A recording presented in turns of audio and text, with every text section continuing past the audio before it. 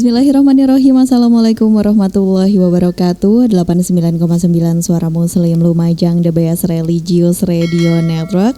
Alhamdulillah mitra muslim bisa berjumpa kembali bersama saya Kiki Rizkiani dalam Oase segmen yang ketiga, karena tadi segmen yang pertama dan kedua sudah bersama rekan-rekan dari Suara Muslim Radio Network di Surabaya ya.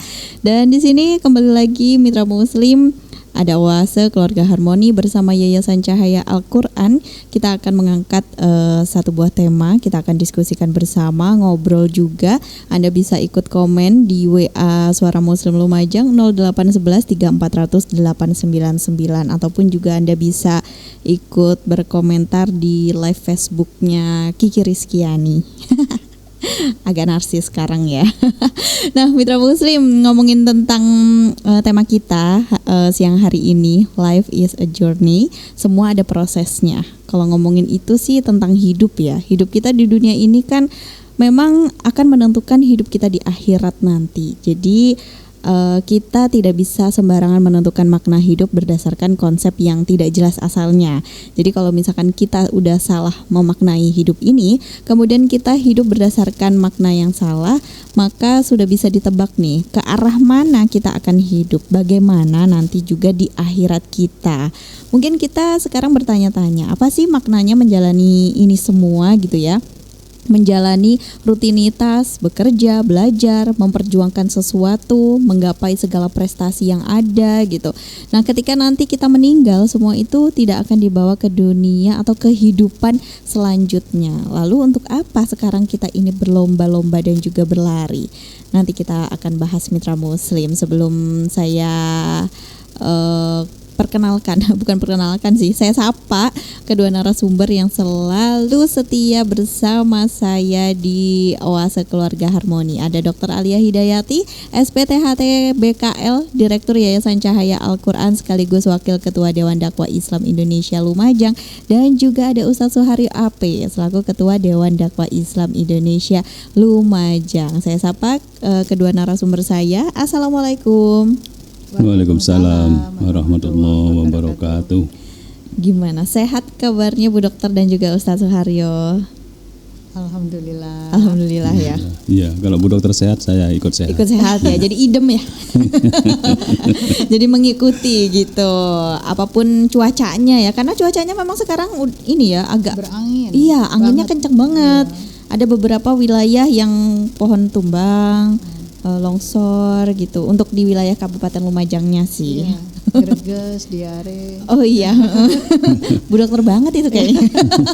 Curhat. Iya curhat nih, tapi nggak apa-apa, sekarang sehat ya Bu Dokter ya. Ya itu tadi. Iya itu tadi ya. Memang harus semangat sih. Siang-siang ditemani angin yang sepoi-sepoi gitu, biasanya mitra muslim apa ya? Kayak apa sih istilahnya, nundutan tuh kayak gitu. Iya. Gitu. Tapi hati-hati loh. Di sini mungkin sepoi-sepoi, di tempat lain anginnya kencang. Di NTB itu patung kuda yang roboh itu. Oh. Di Selat Bali juga ada kapal laut yang nggak berani mendarat ya, menepi. Iya. Karena gelombangnya besar. Iya, kita harus sama-sama jaga diri, jaga kesehatan gitu ya. Mungkin kita bisa menghindari kayak berlindung di pohon yang tinggi, yang sudah tua gitu. Karena rapuh seperti hati. Waduh.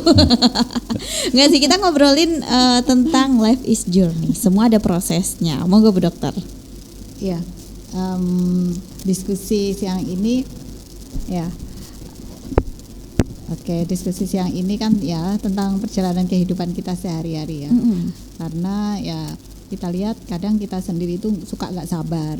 Ya, padahal semua kita paham semua ada prosesnya, tapi suka nggak sabar, suka pengennya cepet-cepet cepet-cepet terkabul lah apa yang kita inginkan.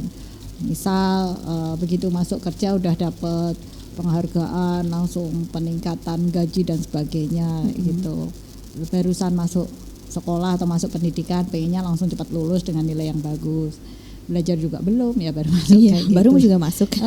Ini semua memang karena era sekarang ini kan era sosial media ya, yang semua bisa di restart, bisa apa itu namanya instan lah, cari apa-apa lebih mudah, digampangkan dengan fasilitas internet ya.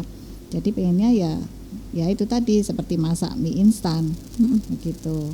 Nah, maka kita siang hari ini tuh mengingatkan kembali bahwa yang kita lakukan setiap harinya ini adalah proses, karena kehidupan itu sendiri melalui suatu proses. Dan Allah juga dalam penciptaan alam semesta ini, walaupun Allah bisa kun fayakun, itu pun melalui proses penciptaannya dalam 6 masa ya. Nah, 6 masa itu mengajarkan pada kita manusia bahwa semuanya itu tidak bisa langsung kejadian gitu, harus berproses. Begitu. Jadi memang semuanya ada prosesnya, nggak bisa kita langsung istilahnya menjadi direktur gitu ya. Kalau baru juga ngelamar, masa langsung jadi atasan gitu. Kita barusan juga lahir, nggak bisa langsung jadi gede. Gitu. Oh iya benar. Semuanya ada prosesnya. Nah, kalau dari pandangan Islam sendiri ya Ustadz ya, memaknai hidup yang lebih bermakna lagi itu seperti apa Ustadz? Ya, yang pertama kita dulu ya, kata proses itu, Bu Dokter tadi nyebut kun fayakun. Jadilah maka, maka di situ itu proses, tidak langsung jadi. Alam semesta diciptakan dengan proses namasa dan sebagainya ya, termasuk dalam diri kita ini sebenarnya masuk dalam sebuah proses panjang mengisi lembaran hidup menuju kesuksesan bersama, sukses dan kebahagiaan bersama dunia akhirat tentunya. Maka dalam proses itu ada beberapa hal penting. Yang pertama, jangan enggan kita melakukan koreksi diri, evaluasi diri dalam proses itu supaya kita mengetahui langkah apa yang sudah kita lakukan dan itu menuju kepada kebaikan, langkah apa yang kita lakukan tapi itu menuju kepada kemunduran. Kan ada orang melangkah tapi sebenarnya itu mundur, seolah-olah dia hebat tetapi sebenarnya itu karena hanya perasaannya saja. Evaluasi diri, kalau perlu membayar orang untuk mengevaluasi. Gak apa-apa nyuruh. Kata Umar bin Khattab, kalau kamu kepingin tahu kelemahanmu, tanya pada musuhmu. Tapi kalau engkau ingin tahu kebaikanmu, tanya pada temanmu. Kalau perlu orang yang berseberangan dengan kita, suruh mengevaluasi diri kita supaya proses itu benar-benar on the right track ya. Yang kedua, setelah kita evaluasi, lakukan menyalahkan atau mengkritisi apa yang sudah kita lakukan. Oh, ternyata banyak kelemahannya. Kita yang selama ini berarti pada perasaan dan zona nyaman saja gitu. Sebenarnya banyak titik lemah yang kita jalani. Maka harus dikritisi. Yang ketiga, sempurnakan. Menyempurnakan kekurangan demi kekurangan supaya kita tidak kekurangan itu dianggap sebagai sebuah kebenaran. Sebab kesalahan yang diulang-ulang lama-lama dianggap benar. Ya kan? Ada orang bilang misalnya bebek padahal itu mentok. Tapi beda ya? Bebek dengan mentok kan beda kan ya. Atau ayam dengan bebek kan beda ya, ayam dengan bebek. Tapi kalau yang mengatakan tokoh misalnya ya, ini mentok, ini bebek, ini padahal ayam. Tapi diulang-ulang setiap kali ngomong ini bebek sampai 100 kali, lama-lama dianggap bebek betul gitu. Karena diulang-ulang. Jadi kesalahan yang diulang-ulang akhirnya dianggap sebagai sebuah kebenaran. Yang keempat, langkah yang harus kita lakukan dalam proses itu hidup ini harus sungguh-sungguh. Enggak boleh kita santai-santai, seenaknya, semaunya, kemudian tanpa perencanaan. Harus ada progres yang harus kita ketahui. Baru yang kelima yang tidak kalah penting adalah kita bertahan pada kebenaran, selalu tegak di jalur yang lurus, sehingga orang yang kontinu dalam kebenaran itu disebut dengan istiqomah. Istiqomah itu mereka bertahan pada jalur yang benar. Itulah hidup yang harus kita lakukan, harus kita isi dan seterusnya. Tapi kalau misalkan melihat dari perkembangan zaman sekarang media sosial ya, yang pastinya yang di-upload itu kan yang happy, yang bahagia gitu, tanpa orang tahu prosesnya seperti apa. Jadi kan orang hanya melihat bahagianya aja gitu. Nah, itu gimana tuh Ustadz? Iya, sosmed itu kan kulit. Apa yang ada di sosmed itu semuanya kulit-kulit saja. Hanya kesan-kesan luar. Iya. Yang sebenarnya di dalam kita nggak tahu. Apakah orang yang happy itu juga happy betulan? Kadang-kadang penuh konflik kan, ya masih ada masalah, punya problem yang terus menggunung tapi tidak ditampakkan, itu akhirnya seolah dia itu menipu diri sendiri, menipu orang lain dan menipu diri sendiri. Dia senyum padahal sebenarnya menangis, ya kan? Dia seperti bahagia ceria padahal banyak masalah. Orang itu semuanya punya masalah kok, tidak se-happy yang di sosmed. Hanya dia ada beberapa orang yang memang mau menutupinya gitu ya. Kadang kan ada yang beranggapan ya Bu Dokter ya, yang ditampilin di media sosial cukup yang bahagianya aja, nggak usah tahu yang sedih-sedihnya gitu. Tapi kan akhirnya jadi orang-orang melihatnya cuma, oh si A seneng, si B seneng, kenapa sih saya kok menderita gitu. Jadi akhirnya membuat dirinya insecure sendiri dengan nasibnya. Ya karena kan juga sekarang ini banyak orang yang penganut aliran pura-pura bahagia, dan itu berat ya. Oh iya sih. Iya. Dan kemarin saya ini baca di Denmark atau di Finland ya, yang termasuk negara dengan kriteria bahagia paling tinggi di dunia. Itu ternyata banyak penduduknya itu yang tertekan dan depresi ya. Ada banyak gangguan mental illness lah ya. Karena mereka dituntut untuk bahagia itu tadi. Jadi mereka itu dalam keseharian itu sering tersenyum lebar, sering menyapa. Dan sebenarnya mereka itu ada kesusahan juga, dan mereka khawatir kalau orang lain itu mengetahui mereka susah gitu. Karena kan negaranya udah dicap di dunia ini sebagai negara yang bahagia gitu. Dan itu akhirnya angka bunuh dirinya jadi tinggi sampai segitunya. Mereka nutup-nutupin ya. Karena ya itu tadi seperti yang Ustadz Haryo bilang di awal. Kalau landasan kita untuk melakukan sesuatu apapun itu, terutama dalam kehidupan ini bukan agama yang benar ya. Manual guide kita dalam hidup ini kan agama ya. Kalau agama kita ini prasmanan, diambil yang hanya kita suka, tidak menerapkan aturan sesuai kaidahnya, artinya tidak taat dalam koridor syariat, atau tidak sering mendekati, enggak cuma menghindar, sering mendekat, bukan sekedar melakukan maksud saya, tapi mendekati ke arah maksiat, akhirnya kan juga bikin galau, gelisah gitu kan. Nah akhirnya itu tadi mungkin dapat penghargaan, dapat pujian dari manusia sebagai yang terbaik, bahagia, tapi sebenarnya hampa karena patokannya apa gitu loh. Patokannya terlalu dibuat-buat, terlalu masking lah, topeng lah gitu. Tidak sejatinya, karena memang Allah selaku pencipta kita ya jelas tahulah kita ini seperti apa, maka diturunkanlah Al-Qur'an sebagai panduan, patokan kehidupan ini supaya kita tidak bingung mencari-cari hal yang nggak perlu dicari, mengada-ada atau bikin-bikin aturan yang sebenarnya itu semua sudah ada dalam Al-Qur'an. Kita mau bikin-bikin aturan sendiri, akhirnya bikin bingung sendiri, kok jadi gini ya, jadi gini gitu. Dan bikin kemudian berkomentar kalau Al-Quran ini jadul, itu hanya cerita dongeng masa lalu dan sebagainya. Sekarang era disrupsi informasi lah, enggak perlu ada, karena ada yang kalimat-kalimat enggak perlu ada penghafal Quran, toh ada Google sudah selesai kan gitu. Iya kan?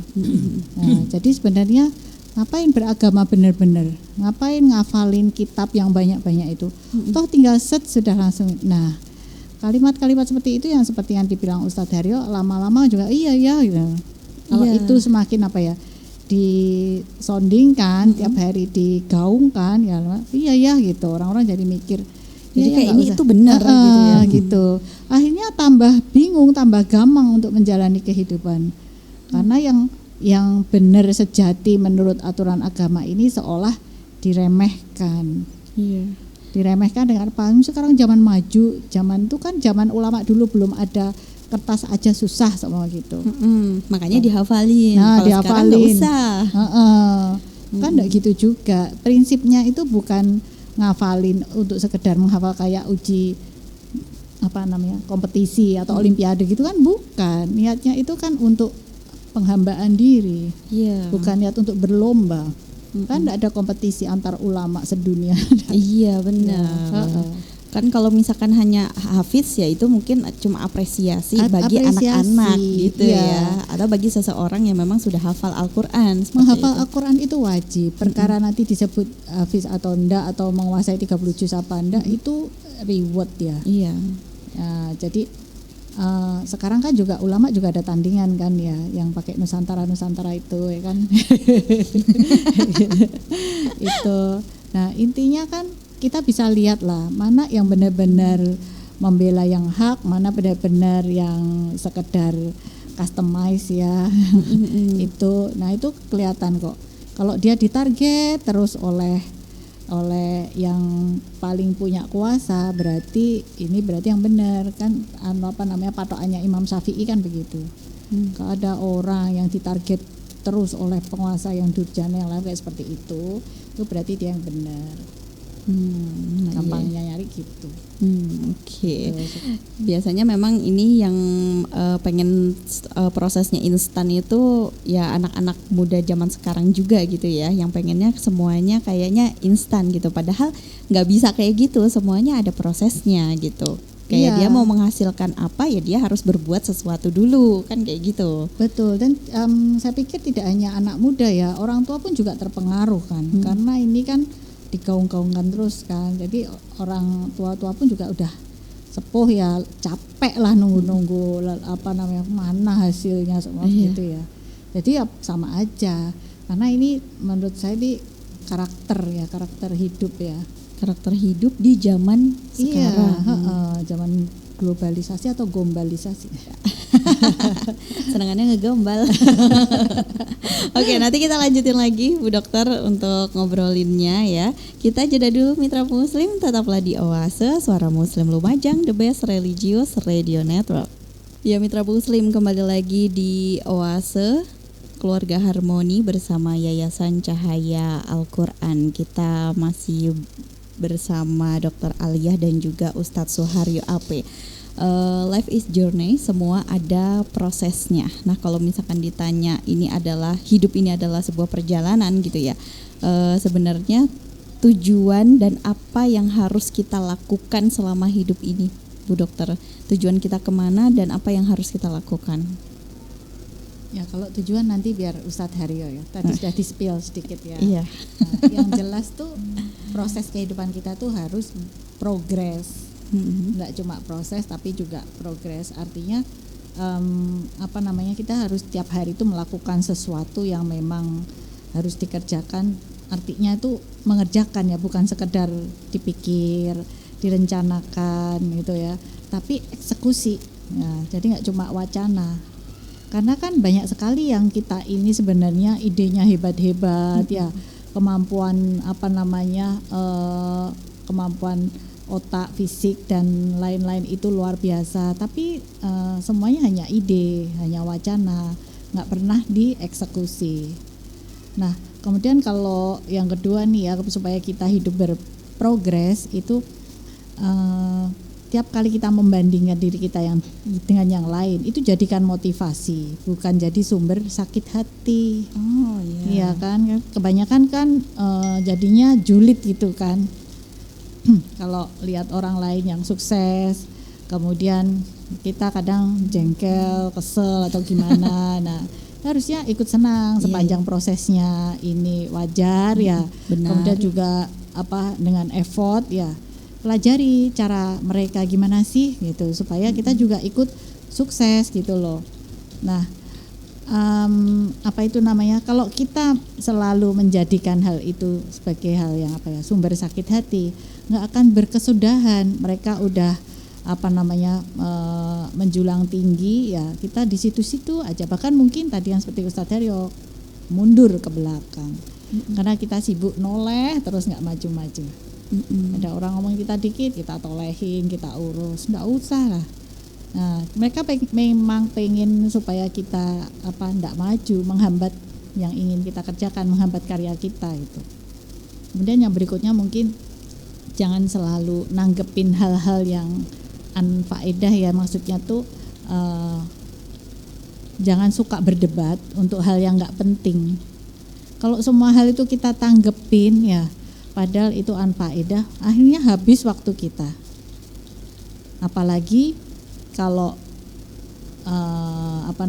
orang tersebut nih ya merasa selalu benar dan pengen selalu menang. Akhirnya kan jengkel iya, dendam iya, tapi nggak ada progres di kita untuk hari itu, akhirnya zonk gitu. Iya. Memang kadang diri kita itu kayak pengennya nggak nanggepin, tapi karena kayak emosi gitu ya karena sakit hati itu tadi, jadi akhirnya makin seru nih.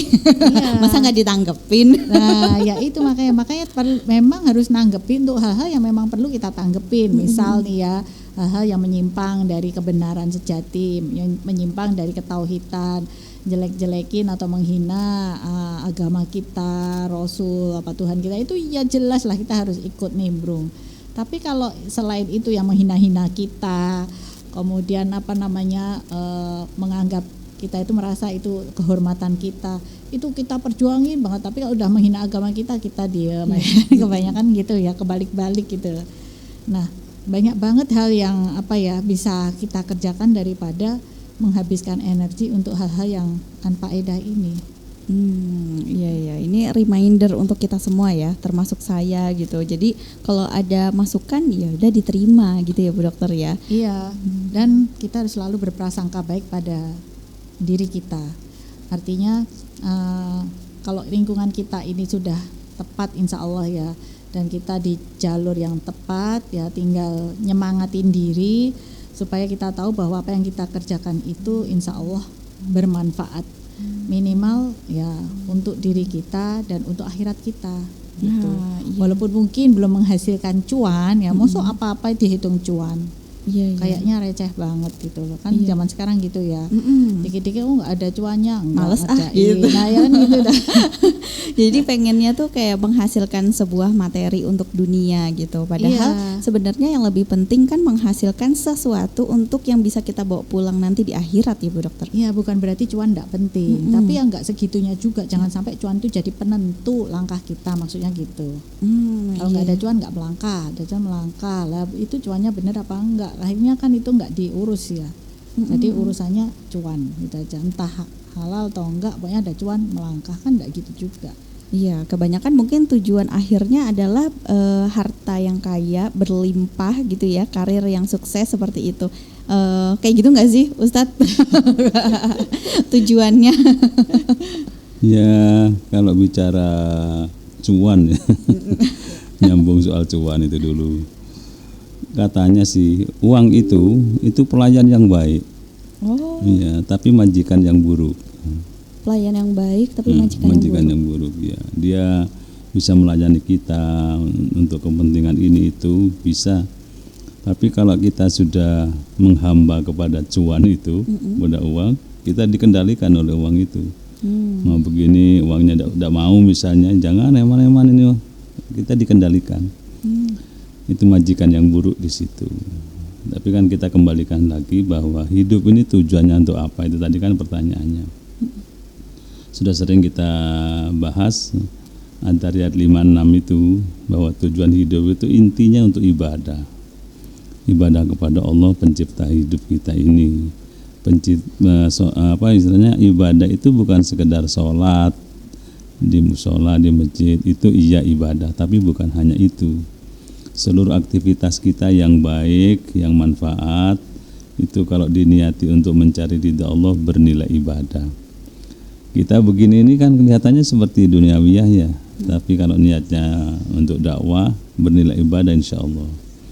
Ya semualah kegiatan, aktivitas yang kita lakukan, kalau niatnya untuk mencari ridha Allah, di situ ada nilai ibadahnya. Jangan dikira ini kemudian tidak ada nilai ukhrawinya, ada insya Allah asalkan kita niatnya lurus ke sana.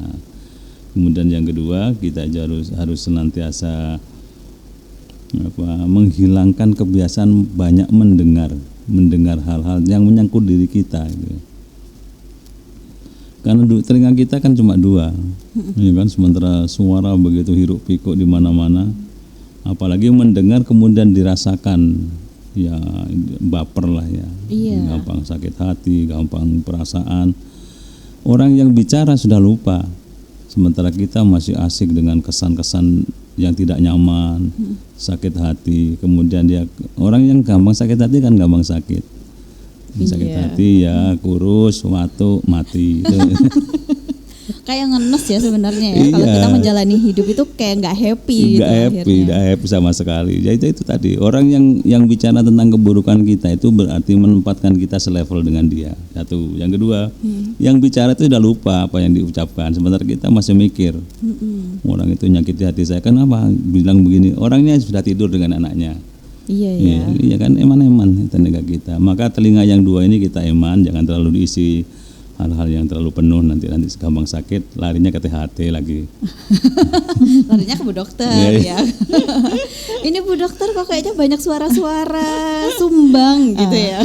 Sumbangan kalau Bu Dokter.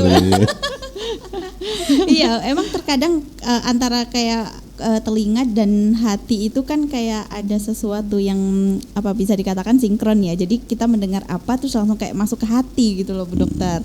Jadi kan untuk menjalani hari-hari ketika mendengar sesuatu yang nggak enak itu kan akhirnya merubah mood. Padahal ya benar tujuannya kita memang ibadah, tujuan kita akhirat. Tapi kan dalam perjalanannya itu suka ada rasa-rasa yang kayak nggak enak gitu. Karena kan memang ada proses persepsi ya. Jadi setiap saat kita mendengar, otak kan ikut berperan. Nah, mempersepsikan ini suatu hal yang menyenangkan atau menyakitkan. Nah, itu memang proses itu senyap ya. Dan dalam sekian milisecond mungkin ya, cepat banget gitu kan. Dari mendengar persepsi menyenangkan atau enggak, kemudian langsung dirasa. Karena kan manusia itu enggak cuma fisik ya, kan juga punya perasaan ya. Maka belajarlah untuk belajar diam. Diam-diam gagal, diam-diam bangkit, diam-diam berdarah-darah, diam-diam pulih. Belajar diam. Iya ya. Saya pikir tadi itu pertanyaannya maksudnya maknanya itu diam ya udah kita diam gitu ya. Kayak mempasrahkan gitu. Ini ternyata diam-diam kita diam aktif. Diam aktif. Diam-diam kita bangkit, diam-diam kita melakukan sesuatu gitu. Diam-diam berdarah-darah. Iya. Supaya orang-orang yang berkomentar negatif atau menyakitkan itu memang mengira kita ini tidak berdaya, tidak punya apa-apa kayak gitu. Ya pokoknya yang penting kita kerja keras terus tiap saat itu. Ya supaya proses itu insya Allah nggak akan mengkhianati hasil lah. Iya benar-benar. Dan saat itu datang jangan cuma mengagetkan mereka, tapi buat mereka semua itu benar-benar speechless, nggak bisa komentar lagi. Masya Allah. Karena kesuksesan Anda udah nggak bisa nggak bisa disangkal lagi gitu loh. Kan itu suatu proses yang menyakitkan ya, karena kan Anda harus benar-benar memelihara stamina, memelihara semangat supaya nggak burn out ya. Capek ini mas udah gini masih di ilokno gini lagi. Nah itu kan kita harus terus menyemangati diri sampai tujuan kita tercapai. Masya Allah. Ya sampai mereka nggak bisa komentar lagi udah ngomong ya. Iya, setelah dia mungkin menganggap kita tadi tidak berdaya itu, padahal kan kita ada diam-diam aktif ya. Diam-diam aktif terus tiba-tiba kita kayak menunjukkan bahwa oh kamu cuma segitu, saya dong. Tapi jatuhnya malah jadi sombong ya. Kan nggak boleh ya. Tapi kalau untuk sekedar membuktikan gitu nggak apa-apa ya Bu Dokter ya. Ya untuk menyemangati diri, untuk menyemangati diri bahwa kalau dihina itu nggak kemudian jatuh terpuruk, terkubur, nggak bisa bangkit lagi seperti itu. Harus bisa nyemangatin diri, kan memang itu ujian hidup ya. Jadi gimana Anda membuktikan apakah Anda sesuai persangkaan orang-orang tersebut atau sebaliknya? Kan pilihan ada di tangan kita. Wah, iya benar. Kan? Mau tetap dihina ya udah deh, memang aku ini bodoh seperti kok. Ini gitu ya. Memang aku jelek gitu ya udahlah. Ya udah ya jangan sakit hati kalau memang gitu kenyataannya toh.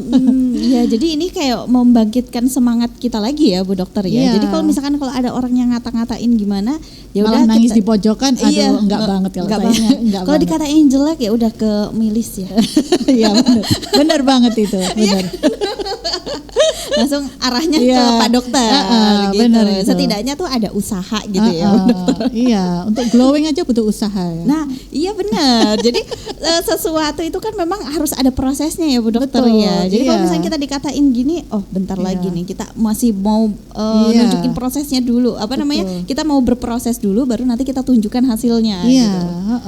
Jangan main debat melulu ya. Iya, ya. Malah kayak nggak ada habisnya. Iya, akhirnya. nggak menarik gitu ya. Oh iya. Ini kan kayak nyon sewu kayak bremanan kayak gitu. Aduh, enggak deh itu. Jadi kita main cantik, main elegan gitu ya Bu Dokter. Memang modalnya udah ada kan. Oh iya benar. Udah cantik.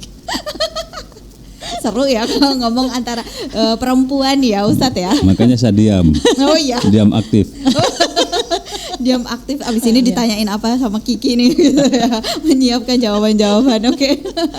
Kita jeda dulu ya Ustadz dan juga Bu Dokter. Kita jeda dulu nih ya Mitra Muslim. Masih saya tunggu gabungan Anda di 0811 3400 899. Tetaplah di Oase Suara Muslim Lumajang, the best religious radio network. Ya Mitra Muslim, di sesi yang terakhir ini ada yang sudah bergabung melalui WA. Saya ikut nyimak aja ya Mbak Kiki, materinya mantul. Wah ini mah Bu Dokter punya. Karena tiap pekan kan saya juga tanya, Bu Dokter temanya apa gitu. Nah gimana caranya supaya kita bisa EGP nih Dokter? Oh EGP. Emang gue pikirin. EGP kan gitu ya. Itu singkatan kayaknya zamannya Ustadz Suharyo juga ya. Itu saya belum lahir. Oh. Berarti enggak. EGP Iya. sudah terakhir ini kan. Oh iya. Jadi EGP nih gimana caranya supaya kita bisa EGP? Emang ini yang agak berat juga sih ya Bu Dokter dan juga Ustadz Suharyo. Iya. Kita pengennya EGP tapi kan ada rasa tes gitu. Gimana tuh Bu Dokter? Dari Bu Zahra. Iya, baik. Nanti Ustadz Haryo memperjelasnya. Ya. Iya, Bu Zahra ya tiap perjalanan kehidupan tuh mesti ada tantangan dan hambatannya. Kalau nggak ada tantangan dan hambatannya mungkin membosankan ya. Iya. Iya, berarti kan hidup sendiri soalnya nggak ada yang julitin. Iya sih benar ya. Itu sebuah ini. Iya, tantangan. jadi mesti kita belajar menghadapi tantangan dan hambatan tersebut. Dan yang paling penting dengan adanya tantangan dan hambatan tersebut, kita mesti selalu punya pilihan. Bagaimana cara kita berproses atau merespon tiap tantangan tersebut. Kan beda ini, tantangan itu maksudnya begini, nggak selalu kita respon sama kan, tergantung tantangannya seperti apa. Nah jadi Bu Zahra kalau ada masalah, tantangan dalam kehidupan ini, coba merespon dengan segala sumber daya yang Bu Zahra punyai. Begitu. Nanti itu jadi menarik kok. Kan kita mikir kok gini, saya kalau melakukan ini gimana ya? Kalau saya melakukan ini. Nah, kemudian mana yang menurut Bu Zahra terbaik, lakukan ya. Maksudnya diaksikan. Jangan cuma dipikir-pikir doang kemudian enggak ngapain. Percuma dong dikasih tantangan gitu. Nanti kalau bisa melalui tantangan tersebut Anda akan naik level kayak orang main game gitu. Gitu. Jadi hidup itu jadinya enggak ngebosenin, akhirnya punya banyak teman, punya sahabat-sahabat yang insya Allah itu selalu mengingatkan dalam kebaikan untuk menghadapi tantangan tersebut supaya selamat dunia akhirat. Iya. Karena kan mungkin kalau pikiran omongan-omongan netizen gitu ya, itu kan bisa jadi tantangan untuk kita sendiri supaya lebih baik lagi gitu ya Bu Dokter ya. Iya. Nah itu berarti harus kita buktikan. Iya buktikan. Iya. Nanti Ustadz Haryo nih ngasih spill. Iya. Langsung ke Ustadz Suharyo nih. Gimana Ustadz? Ya harus punya skala prioritas. Iya kan, yang nggak penting nggak usah ditanggapi. Kan bisa memilah-milah, oh ini nggak penting, ini angin lalu lah. Dan kalau penting ya perlu ditanggapi, tapi menanggapinya juga bijak, tidak ada upaya untuk menyakiti orang, membuat orang tersinggung dan sebagainya, supaya ada respon balik yang lebih parah lagi. Semua kita jalani, kalau ada respon, pilah-pilah respon yang perlu ditanggapi atau tidak, diambil dulu, yang tidak perlu ditanggapi buang gitu. Dan itu menjadikan kita fresh hidup kita. Hidup ini memang harus ada, ya benar apa kata Bu Dokter, tantangan. Orang kalau bisa menjawab tantangan dengan baik, selain menjadi orang bijak, dia akan menjadi orang yang fresh hidupnya, tidak terbebani, karena persoalan sudah banyak. Kita ini beban-beban hidup sudah banyak, masa harus ditambah lagi. Maka supaya kita ini ya di restart lah ya, kalau di komputer itu di restart. Yang buruk-buruk biar di delete, kemudian cari yang baru lagi, program-program baru, tanggapan-tanggapan baru lagi yang lebih menyenangkan, menantang, membuat orang lain lebih bersemangat dan seterusnya. Iya, itu caranya. Jadi kita bisa tahu mana sih yang menurut kita itu penting, ya sudah kita lakukan, kita pikirin. Tapi kalau misalkan nggak penting, ya sudah tinggalkan saja gitu ya. Iya. Karena kan memang tugasnya netizen ini kan berkomentar ya. Iya. Ya kan, kalau nggak ada komentaran netizen juga kayaknya hidupnya nggak viral.